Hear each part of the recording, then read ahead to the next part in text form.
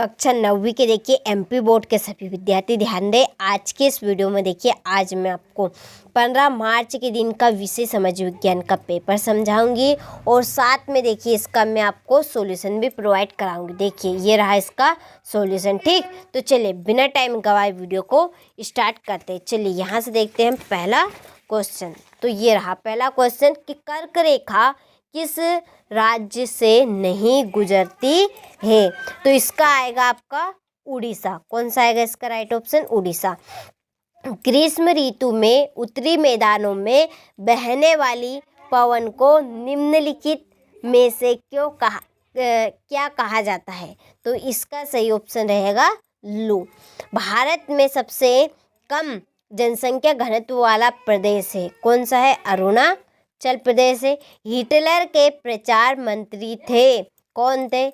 Global's थे। इसका आ number का लोकतंत्र जनता द्वारा तथा जनता के लिए शासन है। लोकतंत्र की यहाँ परिभाषा निम्न द्वारा दी गई है। किसके द्वारा? अब्राहम लिंकन के द्वारा। पालमपुर गांव में कितने प्राथमिक विद्यालय है? तो 2। ठीक, यहाँ से स्क्रीनशॉट ले और अच्छे से कंप्लीट करें। चलिए इसके बाद में यहाँ से इंग्लिश मीडियम वाले अच्छे से स्क्रीनशॉट ले और आप भी इनको कंप्लीट करें। बाकी का आप यहाँ से ले और कंप्लीट करें। चलिए अगला क्वेश्चन देखते हैं।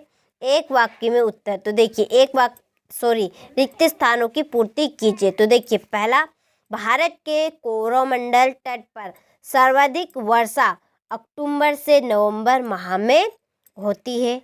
ठीक, समानता का अधिकार संविधान में वर्णित में से एक है। मौलिक अधिकार। फिर है दूसरे विश्व युद्ध की शुरुआत में हुई थी सितंबर 1939। नागरिकों का प्रतिनिधि चुनने का अधिकार मताधिकार कहलाता है। कृषि एवं मछली पालन क्षेत्र में संबंधित है। प्राथमिक क्षेत्र। बंगाल का अकाल की कमी के कारण हुआ, चावल की कमी के कारण। यहाँ से स्क्रीनशॉट ले अच्छे से कंप्लीट करें। चलिए इसके बाद में क्वेश्चन नंबर 3। फिर क्वेश्चन नंबर 4, एक वाक्य में उत्तर दीजिए। किस नदी को दक्षिण भारत की गंगा कहते हैं? गोदावरी। तृतीय क्षेत्र क्रियाकलाप के उदाहरण दीजिए। परिवहन एवं संचार सेवाएं। दूसरे विश्व युद्ध की शुरुआत कब हुई? सितंबर 1939 को। यूनानी में क्रोशिया का अर्थ होता है शासन।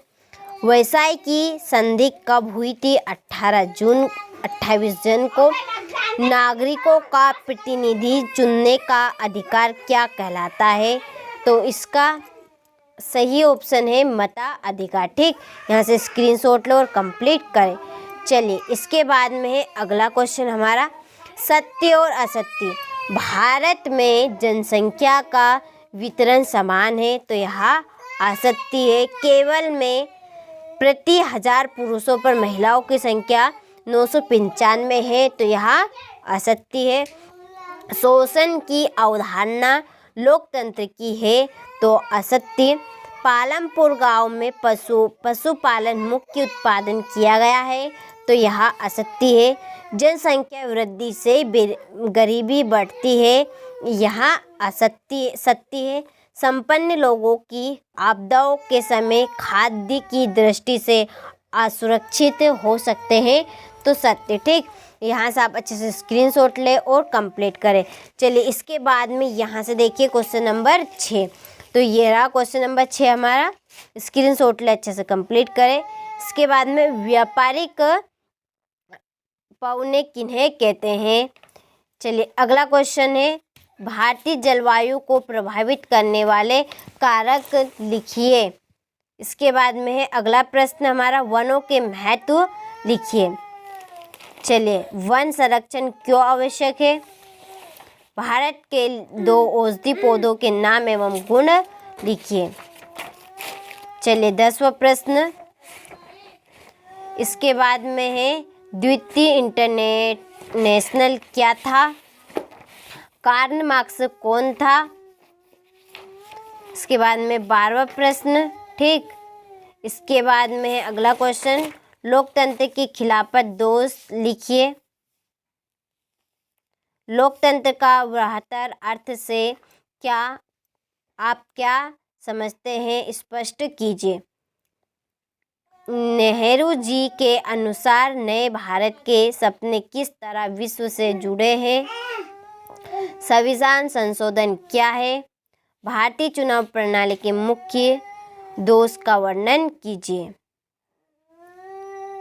चलिए अगला क्वेश्चन है 16वां प्रश्न।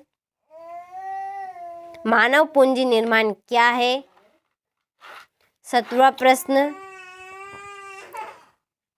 18वां प्रश्न। ये 18वें का अथवा 19वां प्रश्न। इसके बाद में 19वें का अथवा, ठीक, ये 20वां प्रश्न। चलिए 20वें का अथवा, संस्कृति तथा शिक्षा संबंधी अधिकार पर एक संक्षिप्त टिप्पणी लिखिए।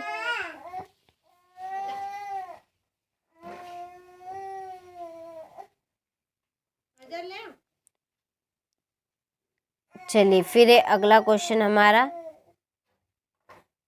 ये टोटल 23 प्रश्न हो चुके हैं, तो आप अच्छे से करिए इनको कंप्लीट। मिलते हैं आपसे अगले वीडियो में।